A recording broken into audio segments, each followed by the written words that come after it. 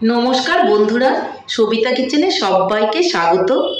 আজও আমি আরও একটা রেসিপি নিয়ে হাজির হয়ে গেছি। আজ আমি বানাবো শিম পোস্ত।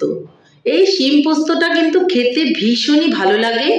বড় থেকে ছোট সবাই এটা ভীষণ পছন্দ করে।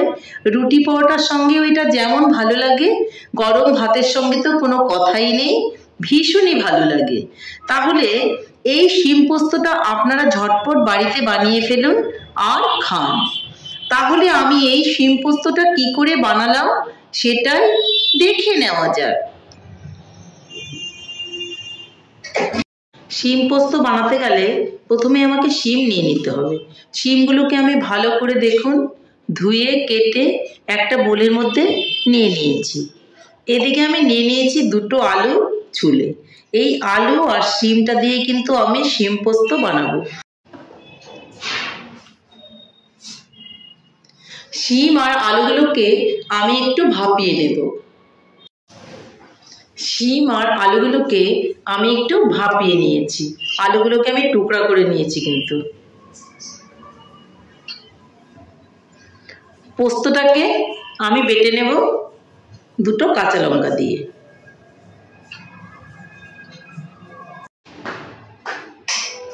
তাহলে এখন আমি চলে যাচ্ছি নেক্সট স্টেপে। এদিকে একটা কড়াই বসিয়ে তাতে আমি কিছুটা সরষা তেল দিয়ে দিলাম।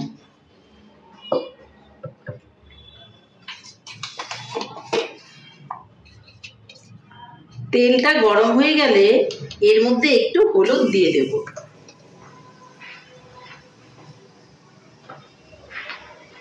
যেন তেলটা ছিটে না আসে।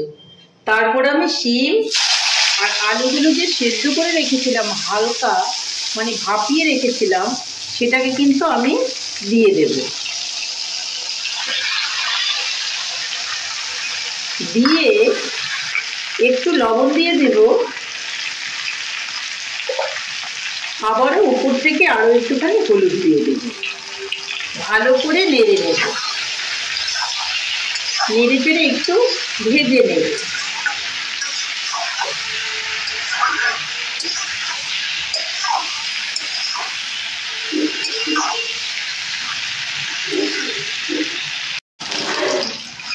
দেখুন শিম আর আলুগুলো কিন্তু খুব ভালো করে ভাজা ভাজা হয়ে গেছে।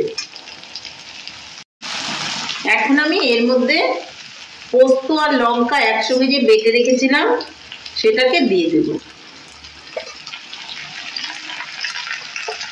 আপনার ইচ্ছে মতো বা পছন্দ মতো পোস্ত আপনি এখানে ইউজ করবেন। অল্প দিতে পারেন, আবার একটু বেশিও দিতে পারেন। একটু বেশি দিলে পরে টেস্টটা একটু বেশি ভালো হয়।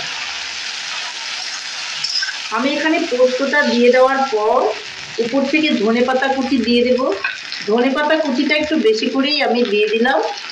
আপনারা যদি ধনেপাতা পছন্দ না করেন তাহলে ধনেপাতাটা অল্প করে দেবেন বা নাও দিলে হবে। এখন আমি এটা আবারও একটু নেড়ে চেড়ে নেব। এখন আমি এর মধ্যে দিয়ে দিব অল্প করে চিনি। দিয়ে দিলাম অল্প করে চিনি।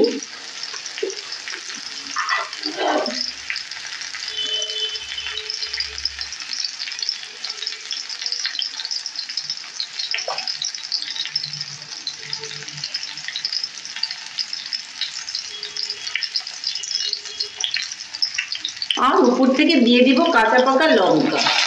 দিয়ে ভালো করে নেড়ে চেড়ে নেব। এই সময় কিন্তু আপনি লবণটাও দেখে নিতে পারেন ঠিকঠাক আছে কিনা। এর মধ্যে কিন্তু কোনো রকম জল দেওয়ার প্রয়োজন নেই।